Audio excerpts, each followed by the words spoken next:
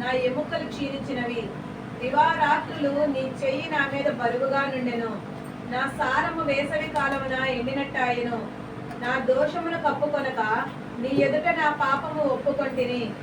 యెహోవా సన్నిధిని నా అతిక్రమములు ఒప్పుకొందుననుకొంటిని. నీవు నా పాప దోషమును పరిహరించి ఉన్నావు. దేవునికి మహిమ కలుగునుగాక. హల్లెలూయా. చదవబడిన ఈ లేఖనంలో కీర్తనలు 32 1 నుంచి 5 వచనాలు మనం చదువుతున్నాం. దేవుని మహాకృపను బట్టి మరి 11 నెలలు ప్రభు మనల్ని కాచి కాపాడి ఈ 12వ మాసం ఈ విధంగా చేరి దేవుని వాక్యం ధ్యానం చేసుకోవడానికి దేవుడు మనకిచ్చిన ఈ కృపకై దేవునికి స్తోత్రం చేద్దాం. అందరూ స్వరమెత్తి హల్లెలూయా హల్లెలూయా. కూడి వచ్చిన మీ అందరికీ కూడా నా హృదయపూర్వకమైన వందనాలు చెల్లిస్తున్నాను. మరి 12 నెల 1వ తారీఖు డిసెంబర్. ఈ డిసెంబర్ అంతా క్రిస్మస్ సెలబ్రేషన్స్. డిసెంబర్ అంటేనే సంతోషం, ఆనందం. రక్షకుడు పుట్టాడని మనమందరం ప్రభు నమ్మిన ప్రతి ఒక్కరూ కూడా, ప్రభు నమ్మిన వారే కాదు, ప్రపంచం మొత్తం, ప్రపంచంలో ఉన్న దేశాలు మొత్తం చేసుకునే పెద్ద పండుగ ఏంటంటే క్రిస్మస్. క్రీస్తు పుట్టాడు ఈ లోకంలో, రక్షకుడు పుట్టాడు. ఇలాంటి సంతోషకరమైన మాసంలోకి మనం వచ్చి ఉన్నాం. దేవునికి మహిమ కలుగునుగాక. హల్లెలూయా. మరి ఇలాంటి మహిమకరమైన ఈ మాసంలో ఈ యేసు ప్రభు రక్షకుడిగా జన్మించి ఎలాగైతే ప్రతి ఒక్కరికి ఆ రక్షణ ఆనందాన్ని, సంతోషాన్ని, ఆనాడు రక్షకుడిగా యేసయ్య పుట్టినప్పుడు గొల్లలు అనేక మంది ప్రజలు, చివరికి దేవలోకులు కూడా దిగవచ్చి అక్కడ అందరూ వచ్చి ఆ రక్షకుడు పుట్టిన యేసు ప్రభు పుట్టిన ఆ స్థలానికి వచ్చి లోకాసు వార్త 2వ అధ్యాయం మనం చూస్తాం. వారందరూ సంతోషించారు. ఈ యొక్క మాసం అంతా మన జీవితాల్లో దేవుడు సంతోషముగా మార్చునుగాక. ఆమేన్. ఎందుకంటే ఈ 11 నెలలు పరిస్థితులు ఎలాగోనా ఈ 12వ మాసంలో మన ఆకృతుల అవసరతలు తీర్చి ప్రభు మనకు సంతోషంతో మేలుతో నింపునుగాక. ఆమేన్. హల్లెలూయా. చదవబడిన లేఖనాలు మనం చూద్దాం. కీర్తనలు 32 8వ వచనం 1 నుంచి 5 వచనం మనం చదువుకున్నట్లయితే కీర్తనకారుడు అంటున్నాడు, తన అతిక్రమములకు పరిహారం నొందినవాడు, తన పాపమునకు ప్రాయశ్చిత్తం నొందినవాడు ధన్యుడు. యెహోవా చేత నిర్దోషిని ఎంచబడినవాడు, ఆత్మలో కపటము లేనివాడు ధన్యుడు. నేను మౌనునై ఉండగా దినమంతి నేను చేసిన నా ఆత్మ ధ్వని వల్ల నా ఎముకలు క్షీణించినవి. దివారాత్రులు నీ చెయ్యి నా మీద బరువుగా ఉన్నది. నా సారము వేసవి కాలమున ఎండినట్టయిన. 5వ వచనం, నా దోషమును కప్పుకొనక నీ ఎదుట నా పాపమును ఒప్పుకుంటుంది. యెహోవా సన్నిధిని నా అతిక్రమములో ఒప్పుకొందుననుకుంటుని. నీవు నా పాప దోషమును పరిహరించి ఉన్నావు. దేవుని సన్నిధిలో ఒక మాట 5వ వచనం, యెహోవా సన్నిధిని నా అతిక్రమములు ఒప్పుకొందు అనుకుంటుంది. ప్రజలు పాత నిబంధనలో ఆ రోజుల్లో ఏదైనా పాపం చేసినప్పుడు ఆ పాపము నిమిత్తం బలిగా గొర్రె పిల్లను, కొన్ని జంతువులను తీసుకొచ్చి ఆ సన్నిధిలో, అంటే దేవుని సమక్షంలో, ఆ యాజకుడి సమక్షంలో అక్కడ ఆ పశువును, ఆ యొక్క గొర్రెను, లేకపోతే ఆ యొక్క ఏదైతే తీసుకొస్తారో అది వారు చేసిన పాపము నిమిత్తం ఆ గొర్రె పిల్ల కానీ, ఆ యొక్క ఆ పక్షులు కానీ, ఒక్కొక్క పాపానికి ఒక్కొక్క జంతువులు తీసుకొచ్చి ఆ ప్రత్యక్ష గుడారంలో దేవుని మందస్సు దగ్గర యాజకుడు వారి నిమిత్తం పాప ప్రాయశ్చిత్తం చేసేవాడు. ఆ రక్త ప్రోక్షణ ద్వారా వారి పాపాలు పోయినట్టుగా పాత నిబంధనలో మనం చూస్తాం. అయితే దేవుని సంధిలోకి వాళ్ళు వెళ్ళి వాళ్ళు చేసిన పాపములు ఒక్కొక్కసారి అయితే వారు చెవులో చెప్పుకునేవాళ్ళు, ఆ యాజకుడు చెవులో చెప్పేవాడు. చెప్పినప్పుడు వారి నిమిత్తం యాజకుడు ప్రార్థన చేసేవాడు. ఆ పక్షులు ఆ యొక్క జంతువులను తీసుకొచ్చి ఆ రక్తాన్ని వదిలించినప్పుడు, ఆ రక్తం అంతా ప్రోక్షించినప్పుడు ఆయన యొక్క పాపాలు పోయి, అలా వచ్చి వారి పాప నిమిత్తం ఆ యొక్క జంతువులను బలించి వెళుతూ ఉండేవాళ్ళు. అలా పద్దాక పాపం చేయటం రావటం, పాపం చేయటం బలి ఇవ్వటం, పాపం చేయటం బలి ఇవ్వటం, ఇలాగ వచ్చి బలిస్తూ ఉండి వస్తూ వెళ్ళిపోయేవాడు. కానీ ప్రభు యేసుక్రీస్తు 2024 సంవత్సరాల క్రితం మనందరి మనుషుల యొక్క పాపములు పోవటం, ఇలాగైతే జంతువులు ఇవన్నీ సంహరించడం ఇలా కాదు, కానీ నేనే స్వయంగా వెళ్తానని సాక్షాత్ దైవ కుమారుడే తన సింహాసనాన్ని విడిచిపెట్టి, సమస్తమును విడిచిపెట్టి దీనుడిగా దరిద్రుడిగా మనల్ని దీవించడానికి ఈ భూమి మీదకి దిగి వచ్చాడు. దేవుడికి మహిమ కలుగాక. హల్లెలూయా. కాబట్టి ఆ సన్నిధి అలాంటి విలువైనది. ఈరోజు దేవుని సన్నిధి గురించి దేవుని వాక్యం ద్వారా మనం మాట్లాడుకోబోతున్నాం. దేవుని సన్నిధిలో మనకి ఏముంటుంది, దేవుని సన్నిధికి మనం ఎందుకు వెళ్ళాలి, ఆయన సన్నిధిలో మనకి ఏం దొరుకుతుంది, ఏం దొరుకుతుందని మనం వెళ్ళాలి దేవుని సన్నిధికి. దేవుని సన్నిధిలో మొదటిగా దేవుడు ఉంటాడు, అది గుర్తుపెట్టుకోండి. దేవుని సన్నిధిలో అక్కడ ఎవరు ఉంటారు అంటారంటే దేవుడు ఉంటాడు. అంతకన్నా ముఖ్యంగా నీ హృదయమే దేవుని ఆలయం ఉంది, ఇక్కడ ఉంటాడు. మొట్టమొదటిగా గోడల మధ్యలో కాదు దేవుడు ఉండేది, మన హృదయంలోనే దేవుడు ఉంటాడు. మనం ఎప్పుడైతే ప్రభువుని సొంత రక్షకుడిగా అంగీకరించే వారు ఉంటామో మన హృదయంలోనే ఆయన ఆత్మస్వరూపుగా నివాసం చేస్తూ ఉంటాడు. అయితే దేవుడు మన ప్రత్యక్షంగా కంటికి కనపడే విధంగా ఒక మందిరం, ఆ మందిరములో వెళ్ళినప్పుడు మనం చేయాల్సిన పనులు ఏంటో ఈరోజు మనం ధ్యానం చేసుకుంటాం. దేవుని సన్నిధి, ఇక్కడ కీర్తనకారుడు అన్నాడు, యెహోవా సన్నిధిని నా అతిక్రమములో ఒప్పుకుంటాను. అంటే ఎందుకు దేవుని సన్నిధిలో తన అతిక్రమములు, తన చేసిన పొరపాట్లు, పాపాన్ని ఎందుకు దేవుని సమక్షంలో ఒప్పుకున్నారంటే యేసు ప్రభు క్షమించేవాడు కాబట్టి. దేవుడు ఎవరంటే క్షమించేవాడు, దేవుడు ఎవరంటే ప్రేమ కలిగినవాడు, దేవుడు ఎవరంటే దయ కలిగినవాడు. అందుకే మనుషులు చేసిన పాపములన్నీ దేవుని సన్నిధికి వచ్చినప్పుడు మొట్టమొదటిగా ఆ మనిషి చేయవలసిన పని ఏంటంటే ఆయన సన్నిధిలో అతిక్రమములు ఏం చేయాలంట, ఒప్పుకోవాలి. మనము కూడా తెలుసో తెలియకో ఏమైనా మాట ద్వారా, చూపు ద్వారా, తలంపుల ద్వారా, ఆలోచన ద్వారా, ఎందుకంటే ఎవడో పర్ఫెక్ట్ కాదు, ఎవడో నీతిమంతుడు కాదు, అందరూ పాపము చేసి దేవుడు అనుగ్రహించు మహిమను పొందలేకపోతున్నారని రోమియోలు రాసిన పత్రిక 3:23 సెలవిస్తుంది. అందుకే మనం దేవుని సన్నిధికి వచ్చినప్పుడు మొట్టమొదటిగా మన పాపములు, మన అతిక్రమములు, మన యొక్క రక్షణ పొందిన తర్వాత కూడా, బాప్తిసం తీసుకున్న తర్వాత కూడా ఏమైనా మనము తెలుసో తెలియక ఏదైనా మాట విషయం దొర్లినా, లేకపోతే దేవుని సన్నిధి విషయంలో ఎలాంటి విధంగా ఉన్నా, ఎలాగ ఉన్నా కూడా మనల్ని మనం పరిశుద్ధపరచుకోవడానికి దేవుని సన్నిధికి రావాలి. అందుకని యెహోవా సన్నిధిని నా అతిక్రమం ఏం చేస్తాను అన్నాడు, ఒప్పుకుంటా అన్నాడు. ఒకరోజు పేతురు ఇంటికి యేసయ్య వెళ్ళాడు. యేసయ్య వెళ్ళినప్పుడు ఒక ఆమె పాపాత్మురాలు కలిగిన ఒక స్త్రీ, ఆమెను ఎవరు చేర్చుకోరు. అసలు యేసు ప్రభు వచ్చిందే పాపుల కోసం, నీతిమంతుల కోసం కాదు. కాబట్టి యేసు ప్రభు ఆయన గృహానికి వెళ్ళినప్పుడు కూర్చున్నాడు. అయితే ఒక ఆమె పరిగెత్తుకుంటూ వచ్చి ఆయన కాళ్ళ మీద పడింది. కాళ్ళ మీద పడి కన్నీళ్ళతో ఆయన కాళ్ళు ఏం చేసిందంట, కడిగేసి తనకున్న స్త్రీకి అందం ఏంటంటే హెయిర్, ఈ చుట్టూ తనకున్న అందం కలిగిన హెయిర్ను ఏం చేసిందంటే ఆయన పాదాలను కన్నీరుతో కడిగిన తర్వాత జుట్టుతో తుడుస్తుంది. పేతురు అసహించుకుంటున్నాడు. అక్కడ శిష్యులందరూ ఈయనేంటి పాపాత్మురాలు స్త్రీని దగ్గరకు వచ్చిందా కూడా ఏమనుకోకుండా, కన్నీళ్ళతో ఆయన కడుగుతున్నా కూడా ఏమనుకోకుండా, అసలు ఆమెను అసహించుకోకుండా, నెట్టివేయకోకుండా ఈయనేంటి గమ్ములు కూర్చున్నాడని శిష్యులు అనుకుంటున్నారు, లోపల అనుకుంటున్నారు. అప్పుడు యేసయ్య అన్నాడు, వాళ్ళ అంతరాత్మ కలిగిన వాడు. యేసు ప్రభు ఎవరో తెలుసా?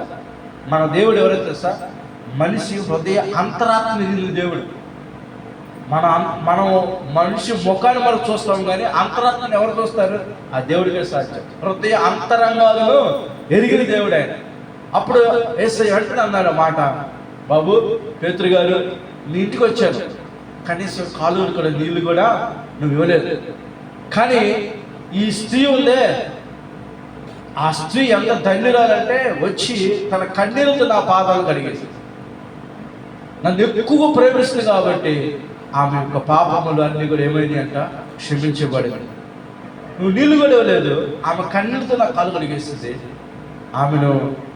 ఆమె హెయిర్తో నాకు తుడిసింది అని చెప్పుకుంటున్న సరికి వాళ్ళందరూ ఆశ్చర్యపోయారు. ఆమెతో అన్నాడు, నీ పాపములన్నీ క్షమించబడు. ఎందుకు ఈ మాట చెప్తుందంటే, దేవుని సన్నిధిలో ఏం జరుగుతుందంటే ప్రాయశ్చిత్తం జరుగుతుంది. చేసిన ప్రతి పాపములకు దేవుని సన్నిధిలో ఏం జరుగుతుందంటే ప్రాయశ్చిత్తం జరుగుతుంది. మనుషులు ఎవరినైనా మనం మోసం చేయొచ్చు, పాపములు చేసి ఎవరినైనా మనం మోసం చేయొచ్చు. చుట్టాలను మోసం చేయొచ్చు, తల్లిదండ్రులు మోసం చేయొచ్చు, కుటుంబాలను మోసం చేయొచ్చు, బిడ్డలను, భార్య, భర్తను, ఎవరినైనా మనం మోసం చేయొచ్చు, కానీ దేవుడిని మోసం చేయాలి.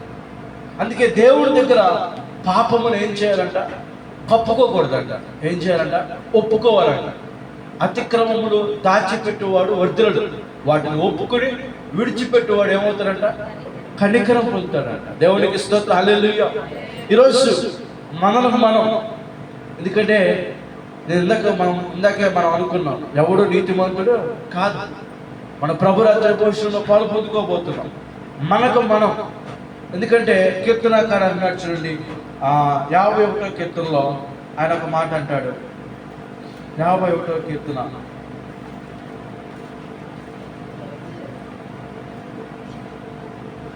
2వ వచనం, నా దోషము పోవునట్టు బావుగా కడుగుము, నా పాపం పోవునట్టు పవిత్రపరచుము, నా అతిక్రమం నాకు తెలిసే ఉన్నవి, నా పాపం ఎల్లప్పుడు నా ఎదుట, నా అతిక్రమం నాకు ఏమైంది అన్నాడు? తెలిసే ఉన్నది. తెలీదా? ఒక మనిషి చేసిన పాపం ఆ మనిషికి తెలీదా? ఖచ్చితంగా తెలుస్తుంది. ఆ మనిషి తెలియదంటే ఏది ఉండదు, కాకపోతే మనస్సాక్షి చంపుకోవటం అంతే. మనస్సాక్షి చంపుకొని బిందాస్ అంటే నేనేమి ఏ పొరపాటు చేయలేదు. చూడు, దొంగోడు ఏం చేస్తాడు? దొంగతనం చేసినా కూడా బయట కనపడేది దొరకనంత సీసీ కెమెరాలో వాడని గుర్తించేంత వరకు వాడు దర్జాగా తిరుగుతాడు. దొరికిన తర్వాత వాడికి ఆధారం దొరికిందిగా పోలీసులకి, అప్పుడు వాడు ఖచ్చితంగా ఒప్పుకోవలసింది. అందుకే బైబిల్ చదివిస్తుంది, నా అతిక్రమం నాకు తెలిసే ఉన్నవి. దేవుని సన్నిధికి వచ్చిన మనం మన అతిక్రమం ఒప్పుకోవాలి. ఒప్పుకోవాలంటే మనకు తెలియదేమీ లేదు, మనకు తెలుసు మన అతిక్రమం, మనకు తెలుసు. అసలు మనం చేసే పొరపాటు ఏంటి తెలుసా? మేలేని చేయి నెరిగి, అలా చేయని మేలేని చేయి నెరిగి కూడా చెయ్యకపోయినా కూడా పాపమే. ఆజ్ఞ అతిక్రమించడమే పాపం, వాక్యం చదవకపోవటమే పాపం, ప్రార్థనకు రాకపోవటమే పాపం, దేవునిలో గడపడమే పాపం, దేవుని నామాన్ని నలుగురికి చెప్పకపోవటం కూడా అదిగే పాపమే. ఇంకా బైబిల్లో పాపాలు చాలా ఉన్నాయి, అవన్నీ మనం చేయట్లేదు. ఇంకో ఘోరమైన పాపాలు తప్పిదాలు మనం ఏం చేయట్లేదు. కానీ బైబిల్ చెప్పే కొన్ని పాపాలు ఉన్నాయి. గర్వము, అసూయ, ద్వేషం, పగ, ఈర్ష, కుళ్ళు, ఒకరి మీద నిందలు వేయటం, ఒకరి మీద అబాండాలు వేయటం, ఒకరిని చులకనగా చూడటం, ఒకరిని తక్కువగా మాట్లాడటం, ఒకరిని హేళనగా ప్రవర్తించడం, ఒకరిని రకరకాలుగా వారి యొక్క మనసును గాయపరచడం మాట ద్వారా. ఇలాంటివి ఎన్నో భయంకరమైన విషయాలు మనకు ఉంటాయి లోకంలో. కాబట్టి మనం అందరం ఇవన్నీ చేస్తున్నామని కాదు, కానీ ఎప్పటికప్పుడు ఈ పరిశుద్ధుడు, అందుకే యెషయా ప్రవక్త ఏమన్నా తెలుసా? 6వ అధ్యాయంలో ఆయన నేత్రాలు తెరవబడిన తర్వాత ఆ పరిశుద్ధుడైన యేసుని చూసిన తర్వాత ఏమన్నాడు? అయ్యా, నేను అపవిత్రమైన పెదవులు గలవాడిని అన్నాడు. యెషయా 6వ అధ్యాయంలో, నేను అపవిత్రమైన పెదవులు గలవాడును, నీ అగ్ని చేత నన్ను కాల్చేయ అన్నాడు. ఆయన ఒక ప్రవక్త, ఒక సేవకుడై కూడా ఆ పరిశుద్ధ ఆయన యొక్క హోలీనెస్ చూడంగానే దేవుడు పరిశుద్ధత చూడగానే ఆయన ఏమంటున్నాడు తెలుసా? అపవిత్రమైన పెదవులు గలవన్నయ్యా, అపవిత్రమైన జనాంగం మధ్య ఉన్నానయ్యా, నన్ను పరిశుద్ధపరచయ్యా, నీ అగ్ని చేత నన్ను కాల్చయ్యా అని ఎప్పుడైతే అడిగాడో, దేవుడు ఎప్పుడైతే ఆయన అగ్ని చేత ఆయన కాల్చినాడో, అప్పుడు దేవుని సేవలో ఇంకా బలముగా, ఇంకా దేవుడి కొరకు రోషంగా ముందుకు వెళ్ళగలిగాడు. కాబట్టి మనం ఒప్పుకోవాల్సిన విషయాలు చాలా ఉన్నాయి. మనం ఈ యొక్క 11 మాసాలు, ఈ 11 నెలలు మనం ఏ విధంగా అసలు మనం దేవుని సన్నిధిని ఎన్నిసార్లు విడిచిపెట్టాం, దేవుని మందిరమును ఎన్నిసార్లు మనం విడిచిపెట్టాం, ఎన్నిసార్లు మనం ప్రభు బలాలలో పాలు పొందుకున్నాం, ఎన్నిసార్లు మనం బైబిల్ చదివాం, అసలు మనం ఎంతసేపు ప్రార్థన చేసుకుంటున్నాం. ఇవన్నీకైతే ఈ అపవిత్రమైన మాటలు, ఈ సరస్వతమైన మాటలు, ఈ లోకంలో ఉన్న అపవిత్రమైన లోకంలో మనం ఉంటున్నాం. పౌలు అంటున్నాడు, ఈ లోకంలో నేను ఉన్నాను, అపవిత్రులు కాకుండా నన్ను కాపాడయ్యా అంటున్నాడు. అందుకే దేవుని మందిరానికి మనం వచ్చినప్పుడు ప్రతిసారి మనం ఏం చేయాలి తెలుసా? ఆయన సన్నిధిలో, అంటే ఆయన సమక్షంలో మన అతిక్రమం ఏం చేయాలంట? ఒప్పుకోవాలంట. ఎందుకు? నా అతిక్రమం నాకు తెలిసే ఉన్నవి అంటున్నాడు. తెలీదా? మన పొరపాట్లు ఏంటో, మన బలహీనతలు ఏంటో, మన వీక్నెస్ ఏంటో, మన యొక్క మాట్లాడే మాటలేంటో, మన పనులేంటో మనకు తెలియదా? ఖచ్చితంగా తెలుసు. నాకు తెలియదు అని మాత్రం ఒప్పుకోవటం కుదరదు. మనకు బాగా తెలుసు మనం చేసే పనులు, మన మాటలు, మన ఆలోచనలు. ఎందుకంటే దేవుడి సన్నిధికి, అందుకే మన లోకంలో ఉన్నాం. వాళ్ళ పొరపాటు ఒకసారి తెలుసో తెలియకో పొరపాటు మనం ఆవేశంలో, కోపంలో మనం మాట్లాడవచ్చు, గాయపరచవచ్చు, ఒకరిని బాధ పెట్టచ్చు, లేదంటే ఒకరిని తక్కువగా చూసి మాట్లాడచ్చు, లేదంటే ఇంకొక రకంగా ఏదో ఒక రకంగా మనం ప్రతిరోజు ఏదో ఒక విధంగా బలహీనం అవుతున్నాము. అందుకే దేవుని సన్నిధిలో ఏం చేయాలంట? యెహోవా సన్నిధిని నా అతిక్రమములు ఒప్పుకుంటాను. ఈరోజు మనం ఒప్పుకోవాలి, కప్పుకోకూడదు. చెప్పాలి ఏం చేయాలి? ఒప్పుకోవాలి, కప్పుకోకూడదు. మన పిల్లలు తీసేవా తీలేదు చెప్పు, తీసేవా తీలేదు చెప్పు. ప్రైజీ ఏదైనా చేసిందంటే ఏదో తీసేసేసి తర్వాత నేను మనం అడగకపోయినా కూడా నేను తీయలేదు, నేనేం చేయలేదు అంటే మాకు అర్థమైపోవాలి. ఏదో చేసింది అంత.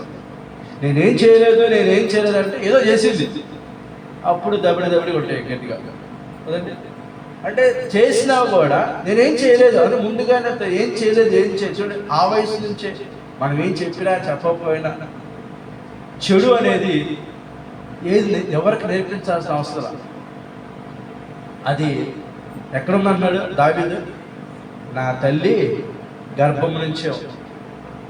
సిన్ అనేది, పాపం అనేది తల్లి గర్భం నుంచే నేను వచ్చాను, నేను గర్భంలో నేను పాపిని అన్నాడు.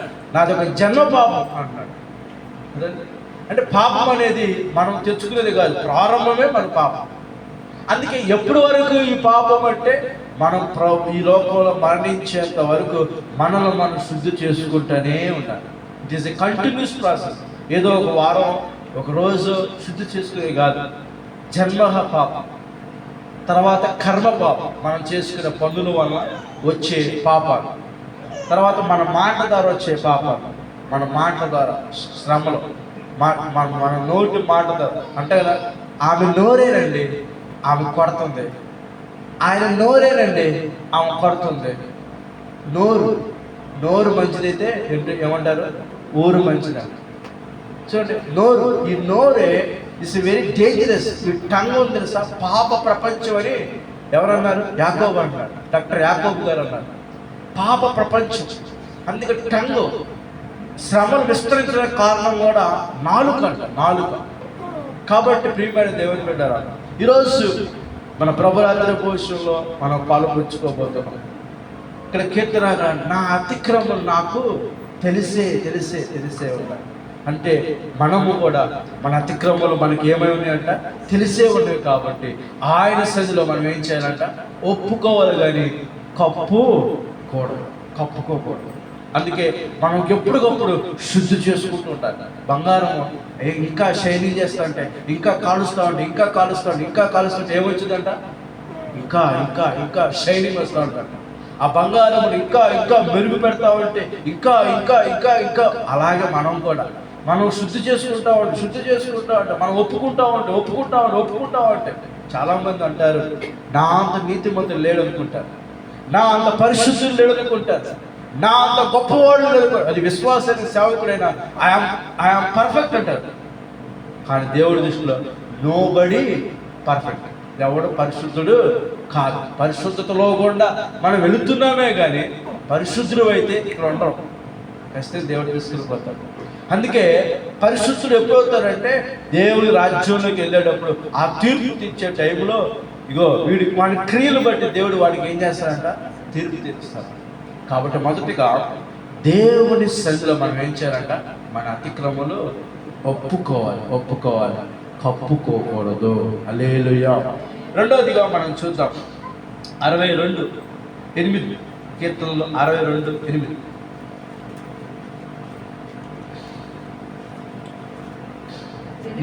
జనులారా ఎల్లప్పుడూ ఆయన యందు నమ్మిక ఉంచుడి, ఆయన సన్నిధిని మీ హృదయములు కుమ్మరించుడి.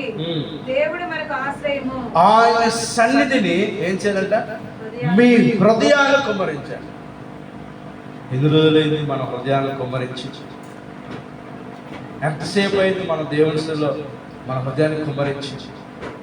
హన్న దేవుని సన్నిధిలో ఏం చేసిందంటే తన హృదయం అంతా కుమ్మరించేసింది.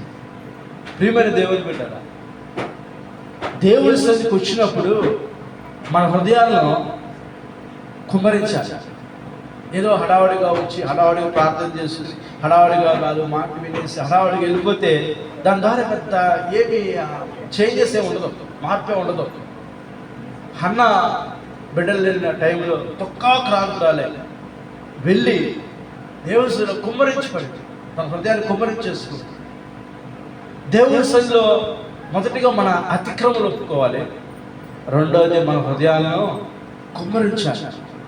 కన్నీటితో, దుఃఖముతో, వేదనతో, లేదా దేవుని స్తుతించే టైంలో, దేవుడు ఆరాధించే సమయంలో మనం ఎంతగా దేవుని సన్నిధిలో కుమ్మరిస్తూ ఉంటామో, ఎంతగా మనం ఆయనలో ఆనందిస్తూ ఉంటామో అంత దీవెన వస్తుంది. అందుకే కీర్తన, జనులారా ఎల్లప్పుడూ ఆయన నమ్మించుడి, ఆయన సన్నిధిని మీ హృదయాలు కుమ్మరించి. ఆయన సన్నిధిని ఎవరి హృదయాలు? ఎవరికి వారమే మన హృదయాలను కుమ్మరించాలి. కుమ్మరించినటువంటి ఇప్పుడు నీళ్ళన్నీ కుమ్మరించేసామంటాం కదా, అంటే దాంట్లో ఇంకేమీ లేవు, అక్కడంతా కుమ్మరించావు, ఖాళీ చేసేసావు. అంటే దాంట్లో ఇంకేమీ ఒక్క చుక్క కూడా వాటర్ మొత్తం కుమ్మరించేసావు. బకెట్లో కూర మొత్తం కుమ్మరించేసావు కదా, కూర మొత్తం వేసేస్తే ఇంక దాంట్లో ఏముండదు, ఖాళీ. అలాగే దేవుని సన్నిధికి వచ్చినప్పుడు మనం ఖాళీ అయిపోవాలి. మన బాధలు, వేదలు, కన్నీళ్ళు అన్ని దుఃఖమంతా కుమ్మరించేసి శక్తితో నింపబడి మనం వెళ్ళాలి. అలాంటి అనుభవంలోకి మనం రావాలి. హల్లెలూయా, స్తోత్రం చేద్దాం. హల్లెలూయా. అందుకే రెండోదిగా దేవుని సన్నిధిలో మీ హృదయాలను కుమ్మరించండి. అన్న కుమ్మరించేసింది. కుమ్మరిస్తే ఏమన్నాడు? ఏలి సేవకుడు అన్నాడు, అమ్మా ఏంటి కొద్దిగా ద్రాక్షరసం ఏమన్నా తీసుకున్నావా? మొత్తగా అయిపోయావంటే లేదయ్యా, నా హృదయం అంతా దేవస్థలో కుమ్మరించాను. అంటే అంత నేరమైపోయింది, నీరసమైపోయింది, హృదయం అంతా వారు అంతా దిచ్చేసింది. దేవస్థానికి వచ్చిన తర్వాత కూడా మన బరువులు మన దగ్గర ఉంచుకోకూడదు. ఆ బరువు దేవుని దగ్గర దించేశారు. అందుకే మన దేవుడు అవసరం. నీ భారము యెహోవా మీద మోపము, ఆయన నిన్ను ఆదుకుంటాడు. మనం మొయ్యలేము, ఇట్స్ ఇంపాసిబుల్, మనం వల్ల కాదు. అది ఏ భారమైనా, ఆరోగ్యమైన, ఆర్థికమైన, కుటుంబ సమస్య, బిడ్డల సమస్య, ఇది ఏ సమస్య అయినా, భర్త సమస్య, భార్య, ఇది ఏ సమస్య అయినా నువ్వు నేను మోయలేము. అందుకే దేవుని మన హృదయాలు ఏం చేయాలంట? కుమ్మరించాలి. మన హృదయం ఎప్పుడైతే కుమ్మరిస్తామో మనం ఫ్రీ అయిపోతాం. అందుకని మీ చింత యావత్తు ఏమన్నాడు? నా మీద వేయండి, నా చింత యావత్తు నీ మీద వేస్తున్నాను ప్రభువా. ఎందుకంటే ఎన్నో చింత, ఎంతో వేదన, ఎన్నో బాధలు. అందుకే దేవస్థలో మనం ఎందుకు రావాలంటే మన హృదయాల్లో కుమ్మరించుకు రావాలి. మన కష్టాలు, మన బాధలు, మన కన్నీరు ఎవడు చెప్పినా ఎవడు వినే టైం లేదు ఈ రోజు. ఎవడు వినడు, విన్నట్టుగా నటిస్తాడు. నటించినా నీకు నాకు ఏమి చేయలేడు. ఏ మానవుడు ఏమి చేయలేడు. ఒకవేళ కాసేపు విన్నా ఆహా అవునా అంటాడే కానీ ఎవరు ఏమి చేయలేరు. ఒక్కొక్కసారి ప్రార్థన చేస్తాము అంటారు కానీ కనీసం ప్రార్థన కూడా చేయరు. మీకోసం ప్రార్థన చేస్తామంటారు, ఆ మాట అక్కడ వరకే. కానీ ఎప్పుడు కూడా ఎప్పుడన్నా అమావాస్య కూడా ఒకసారి గుర్తొస్తే తప్ప అంటే ఎవరు కూడా నీ భారం మోయలేరు, నీ కష్టము తీర్చలేరు. అందుకే మనకు ఫ్రీగా దొరికే ఒక స్థలం ఒకటి ఉంది, మన స్వేచ్ఛగా ఆరాధించుకునే స్థలం ఒకటి ఉంది. మనము మన హృదయాల్లో కుమ్మరించుకొని, మనం ఒకసారి ఇంటిలో మన హృదయం కుమ్మరించిన మన హృదయం అంతా చెప్పుకున్నా కూడా ఒకవేళ ఆటంకం వచ్చిద్దేమో, కానీ దేవుడు అలాగే ఉండదు. మన హృదయం ఎంత కుమ్మరించుకుంటాం. ఆ హన్నా వచ్చేసి కుమ్మరించి దుఃఖాక్రాంతురాలై మూలుగుతూ ప్రార్థన చేస్తే ఏం జరిగింది తెలుసా? చూడండి, మొదటి సమయాలు 2:20. మొదటి సమయాలు 2:20. హల్లెలూయా. యెహోవా సన్నిధిని మనవి చేసుకొనగా నీకు దొరికిన ఈ సంతానమునకు ప్రతిగా యెహోవా నీకు సంతానమునిచ్చును గాక అని ఏలి ఎల్కానాను అతని భార్యను దీవించిన తర్వాత వారి ఇంటికి వెళ్ళిరి. దేవునికి మహిమ కలుగును గాక. హల్లెలూయా. ఆయన ఏమన్నాడు తెలుసా? యెహోవా సన్నిధిని మనవి చేసుకొనగా నీకు దొరికిన ఈ సంతానము ప్రతిగా యెహోవా నీకు సంతానం ఇచ్చును గాక. దేవుని సన్నిధిలో హృదయాన్ని కుమ్మరించేసుకుంటే ఆ భారం అంతా ఆయన తీసుకుంటాడు. అందుకే యేసు ప్రభు శిలువలో మరణించడానికి కారణం ఏంటంటే వాస్తవానికి ఆ శిక్ష మనకు పడాలి, ఆ శాపం మనం మొయ్యాలి, ఆ భారం మనం మొయ్యాలి. కానీ మనం మొయ్యలేమని అవన్నీ ఆయన వీపు మీద వేసుకుని మనల్ని విడుదల చేశాడు. ఆ శిక్ష మన మీద వేసుకొని ఇంకొకరు ఆయన మీద వేసుకున్నాడు. ఎందుకు? అలాగే దేవుని మనం వెళ్ళినప్పుడు మన పాపము, మన శాపం, మన దోషము, మన హృదయాన్ని కుమ్మరించినప్పుడు అవన్నీ మోసేవాడు దేవుడు. మనం మొయ్యలేం. ఎందుకు ఈరోజు మనుషులు మొయ్యలేక? చదువు అనే భారం కొంతమందికి, కుటుంబం సంసారం అనే ఒక భారం నడిపించలేక, బిడ్డలు అనే ఒక భారం, లేకపోతే ఉద్యోగం అనే ఒక భారం, ఆర్థిక సమస్య అనే ఒక భారం, కుటుంబంలో ఏదో ఒక్కొక్కరికి ఒక్కొక్క సమస్య, ఒక్కొక్క భారం. ఆ భారం మొయ్యలేక ఈరోజు మనం చూస్తున్నాం కదా, పేపర్లో సూసైడ్ చేసుకుంటున్నాడు. చిన్నవాడు సూసైడ్ చేసుకుంటున్నాడు, పెద్దవాడు సూసైడ్ చేసుకుంటున్నాడు. ఇన్స్టాగ్రామ్లో ఒక అమ్మాయి ఒక అబ్బాయిని ప్రేమించిందంట. Latest news. ఇన్స్టాగ్రామ్లో ప్రేమించి పెళ్లి చేసుకుంటానని చెప్పి ఆ ఇన్స్టాగ్రామ్లో ప్రేమ వ్యవహారం నడిస్తే తల్లిదండ్రులు వద్దన్నారు. వద్దని ఆ మ్యారేజ్ వద్దంటే అలిగింది. ఇక అలిగి కొద్ది రోజులు హంగామా చేసేసి తర్వాత మళ్ళా ఆయన నుంచి పెళ్లి చేస్తావా లేదా అని మళ్ళా లేచింది. మళ్ళా ఏదో విధంగా ఆమెను ఆపారు. ఈ మధ్య 2 రోజుల క్రితమే ఏలూరు లాభకాల విజయవాడలో దూకి చచ్చిపోయింది. నేను నచ్చిన కొడుకు, నేను నచ్చిన వ్యక్తితో నాకు పెళ్లి చేయలేదని ఆయన సూసైడ్ చేసుకున్నాను. ఒక్కొక్కరు ఒక్కొక్క భారం. చూడండి, దేవుని సన్నిధిలో మన హృదయ వాంఛలు తీర్చే దేవుడు. హల్లెలూయా. హృదయ వాంఛలు తీర్చే దేవుడు. అంటే సన్నిధిని నిర్లక్ష్యం చేయకూడదు. ఆయన సన్నిధిని మనము తేలికగా తీసేయకూడదు. పిల్లలు లేని ఈమె జీవితం ఎక్కడికో వెళ్ళి తిరిగి ఏడ్చి చెప్పుకోలా. ఆమెకు పిల్లలు కావచ్చు, ఇంకో సమస్య కావచ్చు, ఇంకో సమస్య కుమ్మరించి పడేసింది. దైవజనుడు అంటున్నాడు, ఆమె మొక్కుబడి చేసుకుంది. ఇస్తే నాకు కుమారుని ఇస్తానని కదా, తిరిగి నీకు ఇస్తానయ్యా అని ఇచ్చాడు దేవుడు. ఆ పిల్లోడిని విడిచిపెట్టి వెళ్ళేటప్పుడు పలుకుతున్న మాటలు సమయాలు తీసుకొచ్చి మందిరంలో విడిచిపెట్టేసింది. అప్పుడు ప్రవక్త ఏలీ అన్నాడు, అమ్మా యెహోవా సన్నిధిని మనవి చేసుకొనగా నీకు దొరికిన ఈ సంతానం ప్రతిగా యెహోవా నీకు సంతానం ఇచ్చునుగాక. అబ్బా, ఎంతలాంటి ఆశీర్వాదం! మొక్కుబడి చేసుకో, ఆ మొక్కుబడి అక్కడితో ఆగల. అక్కడితో ఆమె ఆశీర్వాదం ఆగిపోలా. వచ్చి దేవుడి సేవకుడికి ఇచ్చిన తర్వాత ఏం జరిగింది తెలుసా? సేవకుడు మరలా ఆమె దీవిస్తున్నాడు. ఒక మనిషికి ఆశీర్వాదం ఎక్కడ దొరుకుతుంది తెలుసా? దేవుని సన్నిధిలో. ఎందుకంటే నీకోసం ఒక యాజకుడు ఉన్నాడు నిన్ను దీవించడానికి ఒక యాజకుడు ఉన్నాడు. నిన్ను దీవించడానికి ఒక అధికారి, ఒక ప్రధాన యాజకుడు యేసు ప్రభు ఉన్నాడు. ఎక్కడ? దేవుని సన్నిధిలో. ఎక్కడ? దేవుని సన్నిధి. అందుకే don't neglect presence of the God. దేవుని సన్నిధిని మనం నిర్లక్ష్యం చేయకూడదు. అసలు దేవుని సన్నిధిని మనం నిర్లక్ష్యం పరచడం అనేది అతి విశ్వాసం. అవిశ్వాసం, ఒక రకంగా చెప్పండి, అవిశ్వాసం లేవాడు దేవుని సన్నిధి నిర్లక్ష్యం పరచడం. ఎన్ని సంవత్సరాలుగా ఈ పడిన ప్రయాసం. ఒక బిడ్డలితే చాలండి, ఒక బిడ్డలు ఇచ్చాడు, సేవకుడు దీవించాడు. అమ్మా నువ్వు చేసుకున్నా దేవుని సన్నిధి నువ్వు మనం చేసుకుంటావు, ఏదైతే నిబంధన చేసుకున్నావు ఇస్తానని చెప్పాడు, దేవుడు ఇచ్చాడు. ఇదిగో మరలా మీరు ఇంటికి వెళ్ళిపోయేలోపు, ఇంటికి వెళ్తారు కదా, నేను మిమ్మల్ని దీవిస్తాను అనగానే మళ్ళా ఎంతమంది పుట్టారు తెలుసా? ఎంతమంది పిల్లలు పుట్టారు తెలుసా?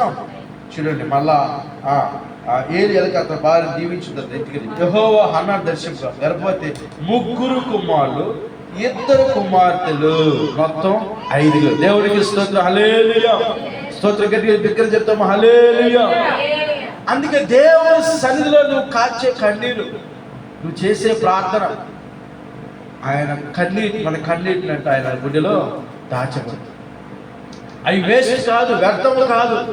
దేవుడి సన్నిధికి వచ్చి 1 గంట కూర్చుని లేదా 2 గంటలు కూర్చుని పాటలు పాడి వాక్యం చదివి ఆరాధించి హృదయాన్ని కుమ్మరించి మాత్రాన అది వేస్ట్ కాదు.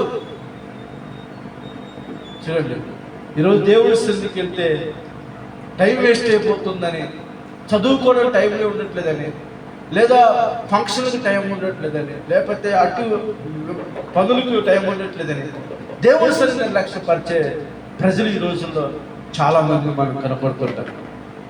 అందుకే దేవుడి సన్నిధి అంటే అంత తేలిగ్గా తీసుకోకూడదు. ఒక్క బిడ్డని ఇస్తే చాలండి. ఇప్పుడు దేవుడు సేవకుడి ద్వారా మరలా ప్రవచన వాక్కుగా ప్రవచిస్తున్నాడు, అమ్మా నీకు మరలా దేవుడు సంతానం ఇస్తాడు. మరలా ఒకరు ఇవ్వాల 5 ఇచ్చాడు. అంటే గొప్ప ఆశీర్వాదం. ఎక్కడ దొరికింది ఆమెకు ఆశీర్వాదం? దేవుని సన్నిధిలో. ఏం చేస్తే వచ్చింది ఆమెకు ఆశీర్వాదం? ఆమె హృదయాన్ని కుమ్మరించి దేవుని సన్నిధిలో మనకు కావాలి. అందుకే మోషే అంటాడు, నీ సన్నిధి నాకు తోడు రాకపోతే నేను ఇక్కడి నుంచి వెళ్ళను అంటాడు. అంటే నువ్వు నాకు తోడు ఉండాలి, నువ్వు నా పక్కనే ఉండాలి, నీ ప్రజెన్స్ నాకు కావాలి. నీ ప్రజెన్స్ నాకు లేకపోతే నేను యుద్ధం చేయలేను, నేను ఈ ప్రజలు నడిపించలేను. ఏ పని చేయాలన్నా ఆయన సన్నిధి కావాలి. అందుకే ఆయన సన్నిధిని మనం ఏం చేయకూడదంటే నిర్లక్ష్యము చేయకూడదు. మనకి ఎంత వాక్యాలు చెప్పినా కూడా ఈరోజు మనిషికి దేవుడి సన్నిధి అంటే అర్థం కాదు. దేవుడి సన్నిధిని ఎందుకు దూరం అవుతున్నామో అర్థం కాదు. ఎంత మర్మరాలు చెప్పినా మర్మము చెప్పినా, ఎంత లోతైన విషయాలు చెప్పినా, ఎంత బలమైన వాక్యం చెప్పినా, ఏదో అమావాస్య పూర్ణిమ ఒకసారి వచ్చి దేవుని వాక్యము వినేవారిగా మనం ఉండకూడదు. ఎందుకంటే నువ్వు దేవుని రక్తం చేత ఏమై ఉన్నావంట? కడగబడి ఉన్నావు, నువ్వు రక్షించబడినవాడు. అందుకే అన్నాడు కదా, దేవుని సన్నిధిలో మన హృదయాన్ని ఏం చేయాలంట? కుమ్మరించాలి. మరొక మాట మనం చదువుకున్నాం, 86వ కీర్తన 10వ వచనం. 86వ కీర్తన 10వ వచనం. నీవు సృజించిన అన్యజనులందరూ వచ్చి నీ సన్నిధిని నమస్కారం చేయుదురు, నీ నామమును ఘనపరచుదురు. చూడండి, నీవు సృజించిన అన్యజనులందరూ వచ్చి నీ సన్నిధిని నమస్కారం చేస్తారు. సరే, అన్ని జనులు వచ్చి నమస్కారం చేస్తున్నారు, కానీ రక్షణ పొందిన వారు నమస్కరించుతారు. నీవు సృజించి అన్ని జనులందరూ వచ్చి నీ సన్నిధి నమస్కారం, నీ నామాన్ని గణపరుస్తారు. కొంతమంది చూడండి, నిజం పెద్ద పెద్ద చర్చిలకి వాళ్ళ దారిలో వెళ్తున్నప్పుడు లేదంటే వెళ్తున్నప్పుడు వాళ్ళు దేవుడి సన్నిధి నమస్కరించుకోవడం లేదు. విశ్వప్రభు ఆ యొక్క మందిరము కనీసం ఆ దేవాలయం చూసి నమస్కరించి వెళ్తారు. వారి విశ్వాసం. అందుకే వాళ్ళే అంత చిన్న విశ్వాసం ఉంటే మనకెంత విశ్వాసం ఉండాలి? ఇంకో చూడండి, ఆయన సన్నిధికి వచ్చి వారు ఏమయ్యారంట? సాగిలపడ్డారు. సాగిలపడటం అంటే ఇట్లా బొమ్మార్లు పడటం, ఎదురుగా సాష్టాంగంగా నమస్కరించడం, దేవుని పాదాల దగ్గర పట్టుకో, కాలు పట్టుకున్నప్పుడు ఇలా వంగుతాం కదా, అలా సాష్టాంగ నమస్కరించడం. అంటే అంత ఆశీర్వాదం మనకుంటుంది దేవుని సన్నిధిలో. చూడండి, దేవుని సన్నిధిలో మనకి ఏముంటుందంట? 16వ కీర్తన 11వ వచనం. 16వ కీర్తన 11వ వచనం. జీవ మార్గమును నీవు నాకు తెలియజేసినవు, నీ సన్నిధిని సంపూర్ణ సంతోషం కలదు. నీ సన్నిధిని ఏముందంట? సంపూర్ణ సంతోషం. ఇందాక మనం మంచి పాట పాడాం, నేను ఉండాలేనయ్యా, నేను బ్రతకాలేనయ్యా, నీవే లేకుంటే నేను జీవించలేనయ్యా అన్న మంచి పాట, వండర్ఫుల్ పాట, మంచి అనుభవపూర్వకంగా పాడిన మంచి సేవకుడు. అంటే ఆయన సన్నిధి అంటే ఏంటో ఆయనకు అర్థమైంది. ఒంటరి పోరులను విసిగించిన, మనుషులలో తప్పుపట్టిన, నీ సన్నిధియే నన్ను బలపరిచింది, నీ సన్నిధియే నాకు సంతోషం ఇచ్చింది, ఊపిరాగే వరకు నేను నీతోనే జీవిస్తాను. మంచి పదాలను, చరణాలను కలిపాడు. అసలు మన పాట పాడినప్పుడే మన మనస్సాక్షి ఏమైపోవాలి? నీ సన్నిధిలో, రాజానిధిలో నేనుంటే చాలయ్యా. అసలు ఉంటున్నావా? పాట మాత్రం గంభీరంగా పెద్దగా, లేకపోతే ఏదో పెదాలతో మనం పాడేవారుగా మనం ఉండకూడదు. ఇట్స్ హార్ట్ఫుల్ ప్రార్థన అనేది దేవుడి దగ్గర అనేది హార్ట్ఫుల్గా చేసేసారు. క్రైస్తవత్వం అనేది పైనోట లోపట కాదు. క్రైస్తవం అనేది లోపల ఏది ఉందో బయట అదే ఉండాలి. క్రైస్తత్వం అనేది లోపల ఏది ఉంటుందో బయట అదే ఉండాలి. లోకస్తులు అలా కాదు, బయట ఒకటి పెట్టుకుంటారు, లోపల పెట్టుకుంటారు, లోపల పెట్టి మాట్లాడతారు, బయట పెట్టి మాట్లాడతారు. క్రైస్తవులు అలా ఉండకూడదు. హృదయం ఏముందో నోరు అది మాట్లాడాలి, అంతే, అదే మాట్లాడాలి. నీ సన్నిధిలో ఏముంటుందంట? సంపూర్ణ సంతోషం. ఎన్నిసార్లు మనం ఆ సన్నిధిని మనం కోల్పోయాం, ఎన్నిసార్లు ఆయన సన్నిధిని మనం నిర్లక్ష్య పెట్టాం. ఉద్యోగస్తులకు వెళ్ళిపోతే అడుగుతాడు, ఎందుకు రాలేదు ఉద్యోగానికి. ఒక వ్యాపారం చేయకపోతే డబ్బులు రావని వ్యాపారం చేస్తాం. లేకపోతే స్కూల్కి వెళ్ళిపోతే టీచర్స్ అడుగుతారు, ఎందుకు నువ్వు స్కూల్ రాలేదు. మరి దేవుడు అడగట్లేదా? అడుగుతున్నాడు. త్రూ సేవకుడి ద్వారాను, మనస్సాక్షి ద్వారా దేవుడు మాట్లాడతాడు. అంటే ఎదురుగా ఒక మనిషి అడుగుతున్నాడు, భయపడి మనం వెళ్తున్నాం. దేవుడి సన్నిధి మాత్రం ఏం చేయట్లేదు, మనం భయపడతాం. ఎందుకంటే దాంట్లో జాయ్ ఉంది, సంతోషం ఉంది. దేవుడి సన్నిధి ఏముందంట? నీ సన్నిధిలో నాకు, నీ సన్నిధిని సంపూర్ణ సంతోషం కలదు. సంపూర్ణ, కొంచెం కాదు, కొద్దిగా సంపూర్ణ అంటే కంప్లీట్, పూర్తి సంతోషం అక్కడ ఉంది. నాకు అక్కడ దుఃఖం ఉండదు, వేదన ఉండదు, అక్కడ ఏముండదు, నాకు సంతోషం. దేవునికి స్తోత్రం, హల్లెలూయా. సంతోషం సంతోషం సంతోషం. ఈరోజు రిమెంబర్, గుర్తుపెట్టుకోండి, దేవుని సంతోషం, దేవుడిచ్చే సంతోషం, అది నీ దగ్గర నుంచి ఎవరు తీసేది. ఈ ముగింపులోకి మనం వెళ్తున్నాం. ఈ 2024వ సంవత్సరం 24లో ఈ నెల దాదాపు 5 వారాలు రావచ్చు. మనం చూసుకున్నట్లయితే 5 వారాలు వస్తుంది. ఒకసారి మనం ఆలోచిద్దాం, ఈ 11 మాసాలు మనం ఎన్నిసార్లు ఆయన సన్నిధిని మనం నిర్లక్ష్యం పెట్టాం. ఎందుకంటే సంపూర్ణ సంతోషం ఉందని గ్రహించినోడు నెగ్లెక్ట్ చేయడు. దేవుని సన్నిధి ఏం చేయడు? నెగ్లెక్ట్ చేయడు. దేవుని సన్నిధి సంపూర్ణ సంతోషం ఉందని గ్రహించినోడు దాన్ని ఏం చేయలేడంట? తీసేయలేడు, పోగొట్టుకోలేడు. ఖచ్చితంగా దేవుని సన్నిధి పోగొట్టుకోలేడు. అందుకే మనం ఏం చేయాలంటే దేవుని సన్నిధి సంపూర్ణ సంతోషం కాదు, నీ గుడి చేతులు ఇచ్చిము నాకు ఏముంది అంట? సుఖాలు కలవు. 141 కీర్తన 13వ వచనం చూడండి. 141 కీర్తన 13వ వచనం.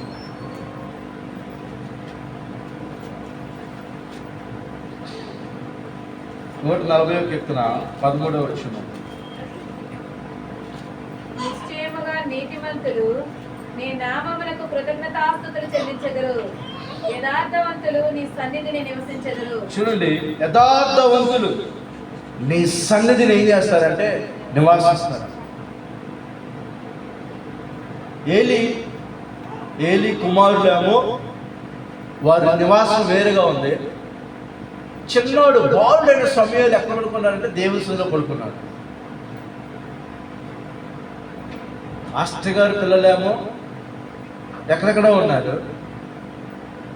ఒక ప్రార్థనాపూర్వకంగా పుట్టిన కుమారుడు మాత్రం ఎక్కడున్నాడట? దేవుని సన్నిధిలో ఆ మందస్సు దగ్గర పడుకున్నాడు. యథార్థవంతులు నీ సన్నిధిని ఏం చేస్తారంట? నివసిస్తారు. ఎవరైతే దేవుని సన్నిధి ఉంటారో ఆ బాల్య వయసు నుంచే వాళ్ళకి గొప్ప ప్రత్యేకమైన అభిషేకం ఉంటున్నారు. అన్న ఎప్పుడు అనుకోలా ఒక ప్రవక్తను చేయాలని.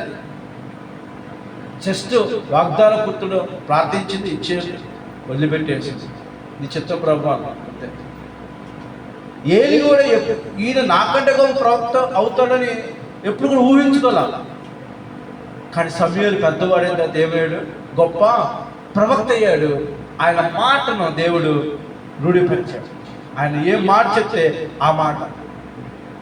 ఈరోజు మన పిల్లలు మనం ఆశించిన దానికన్నా గొప్ప వాళ్ళు అవ్వాలంటే ఒకటే మనం చేయాల్సింది, వాళ్ళని దేవుని సన్నిధికి నువ్వు తీసుకురావాలి. అంతే, అంతటికి నువ్వు చేయాల్సిన అవసరం. నువ్వు దేవుని సన్నిధికి తీసుకురా. వాళ్ళ భవిష్యత్తు ఎలా ఉండాలో నీకు అన్న ఎక్కువగా దేవుడు తెలుసు. ఎందుకంటే మనందరికీ జగమెరిగిన వాడు కదా దేవుడు.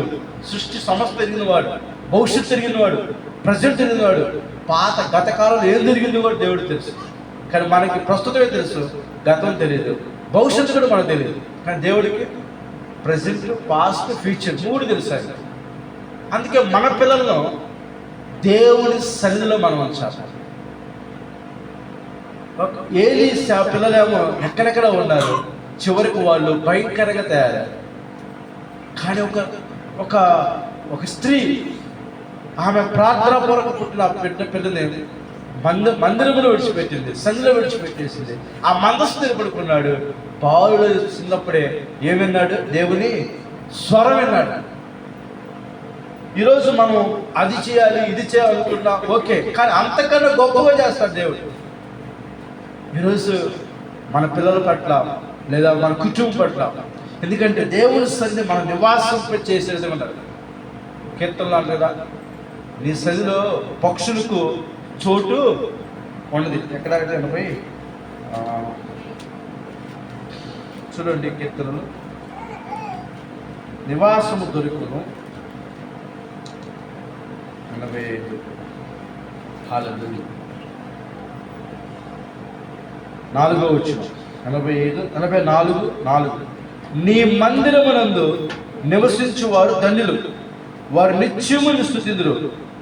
నీ వలన బలమునందు మనుషులు ధన్యులు. 3వ వచనం, సైన్యములకు అధిపతి యెహోవా, నా రాజా, నా దేవ, నీ బలిపీఠముల పిచ్చుకలకు నివాసం దొరికిన.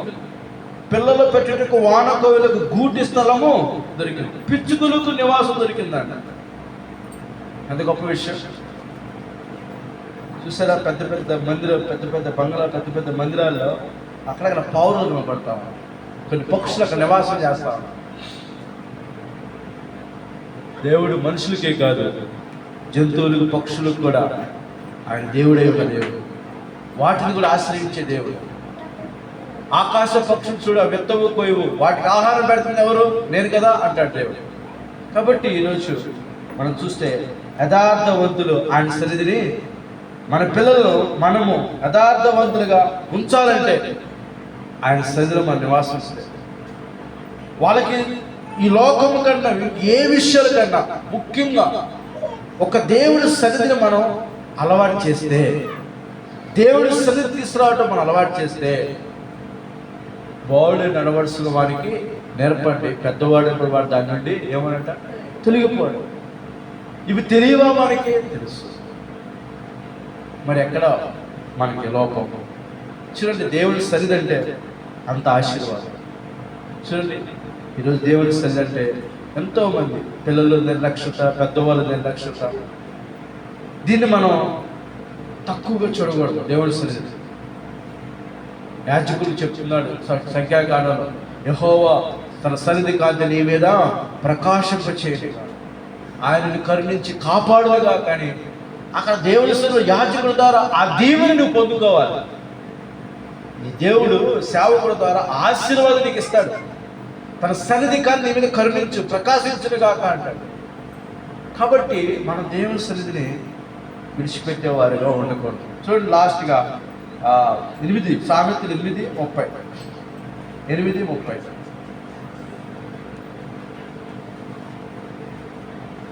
సామెతలు 8:30 నేను ఆయన యొద్ద ప్రధాన శిల్పినై అనుదినము సంతోషించుచు నిత్యము ఆయన సన్నిధిని ఆనందించుచుంటిని. నిత్యము ఆయన సన్నిధిని ఆనందించుతున్నాడంట. ఆనందించేవాడు దేవుడు ఆశీర్వదిస్తాడు.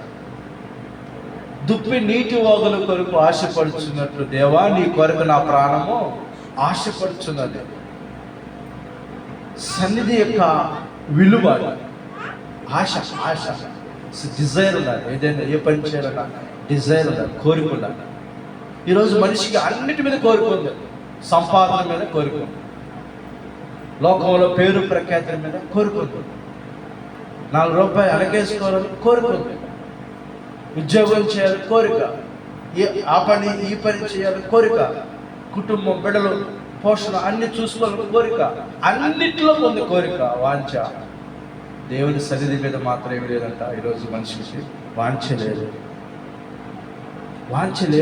ఆనాడు ఆదిమ సంఘం ఎలా ఉంది సార్? క్రమక్రమంగా ప్రతిదినం కూడుకునేవాళ్ళంట. ప్రతిదినము ఒక చోట కూడుకునేవాళ్ళంట సంఘముగా. ఒక్కొక్క చోట ఒక్కొక్క రోజు ఒక్కొక్క గృహంలో వారు కూడుకునేవాళ్ళంట. ఈరోజు మనం ఎలా ఉన్న పరిస్థితి?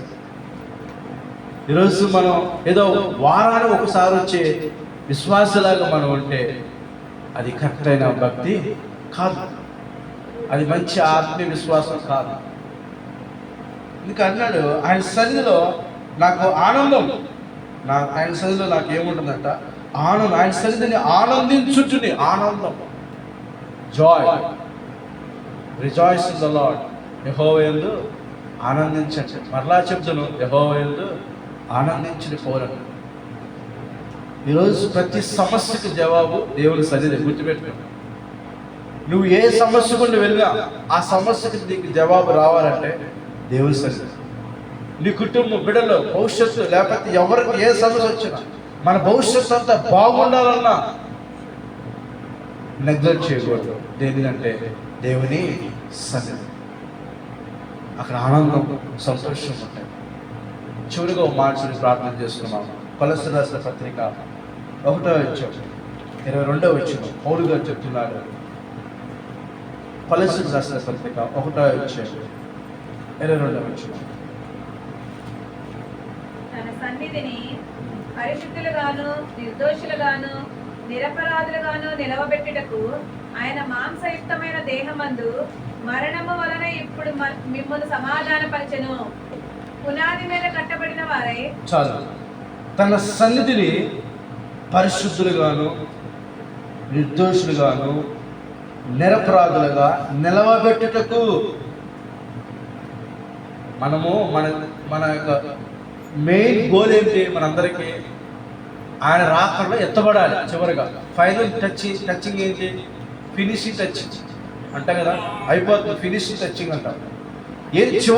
చివరి గడి ఏంటంటే, మనకి చివరి దశ ఏంటంటే, మనము దేవుని రాజ్యానికి వెళ్ళాలి.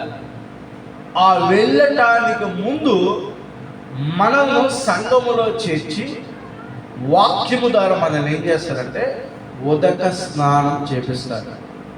చేపించి ఆయన ఏం చేస్తారంట, ఆయన సన్నిధిని పరిశుద్ధులుగా, ఎందుకంటే పరలోక రాజ్యంలో పరిశుద్ధులకే చోటు ఉంటుంది, నిర్దోషులుగా చోటు ఉంటుంది, నిరపరాధులకే చోటు ఉంటుంది. అలాగా మనల్ని ఇక్కడ తీర్చాలి. ఇక్కడ తీర్చి దేవుడి దగ్గరికి వెళ్ళాలి. ఎస్తేరు గ్రంథంలో రాజు దగ్గరికి కొంతమంది ఆడవాళ్ళను తీసుకెళ్ళాలి. ఆ 6 నెలలు వారిని ఏం చేశాడంటే, చక్కగా ఏం చేశాడు, వారిని శుద్ధి చేశారు. 6 మాసాలు ఆ స్త్రీల్ని పరిశుద్ధపరిచే సుగంధ ద్రవ్యాలతో మంచిగా స్నానం చేసి, మంచిగా సెంట్లు వేసి, మంచిగా అలంకరణ చేసుకుని రాజు పిలిచినప్పుడు స్త్రీలను తీసుకెళ్ళేవాళ్ళు. వెళ్ళినప్పుడు వాళ్ళలో ఏ అమ్మాయి అయితే నచ్చిందో ఆ అమ్మాయి పెళ్లి చేసుకునేవాళ్ళు. అప్పుడు ఎవరు నచ్చారంటే ఎస్తేరు నచ్చింది.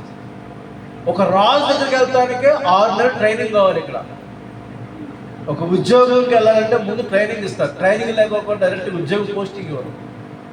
రేపు పరలోకంకి వెళ్ళాలంటే కూడా మనకి ఇదేంటి ట్రైనింగ్.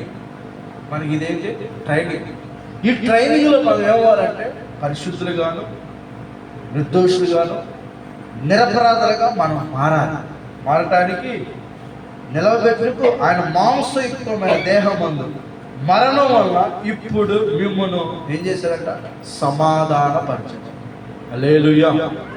మనల్ని ఏం చేశారంట, సమాధానపరిచి ఆయన శరీరం నిలబెట్టాలనడానికి ఇలాగా మాంసయుక్తమైన రక్తంతో ఆయన ఏమైందంటే చిందించాడు, మన కోసం ప్రాణం అర్పించాడు. ఎందుకు? ఆయన దగ్గర నిర్దోషులుగా, పరిశుద్ధులుగా, నిరపరాధులుగా నిలబడాలంటే ఆ రక్తంలో మనం కడగబడాలి, శుద్ధి చేయబడాలి. అందుకే ఆయన మన కోసం ప్రాణం ఇచ్చాడు. కాబట్టి ఈరోజు ఆయన సన్నిధిలో మనం ఏం చేయాలంట, మన అతిక్రమంలో ఒప్పుకోవాలి. ఆయన సన్నిధిలో మన హృదయాలను కుమ్మరించాలి. ఆయన సన్నిధిలో మనకి సంపూర్ణ సంతోషం ఉంది. ఆయన సన్నిధిలో మనకు యథార్థవంతులు ఆయన సన్నిధిలో నివసిస్తారు. ఆయన సన్నిధిలో ఆనందం ఉంటుంది. చివరిగా ఆయన సన్నిధిలో మనుషులు ఏం చేస్తాడంటే దేవుడు పరిశుద్ధులుగా, నిర్దోషులుగా, నిరపరాధులుగా. చూడండి బైబిల్లో రోగాలు పట్టిన వారందరూ దేవుడి దగ్గర తీసుకురాగానే దేవుడు ఏం చేశాడు, ఆ రోగాల నుంచి వారిని విడుదలించి సంపూర్ణ స్వస్థత ఇచ్చి వారందరినీ బాగు చేశాడు. దేవుడి దగ్గరికి వచ్చినప్పుడు, ఆయన పాదాలు జరిగినప్పుడు వారిని బాగు చేస్తారు. దేవుడు ఆయన బాగు చేసే దేవుడు, ఆయన స్వస్థపరిచే దేవుడు, ఆయన పోషించేవాడు. కాబట్టి ఈరోజు ఒక మంచి తీర్మానం మనం తీసుకున్నాం. సన్నిధిని తేలికగా తీసుకోబాగా.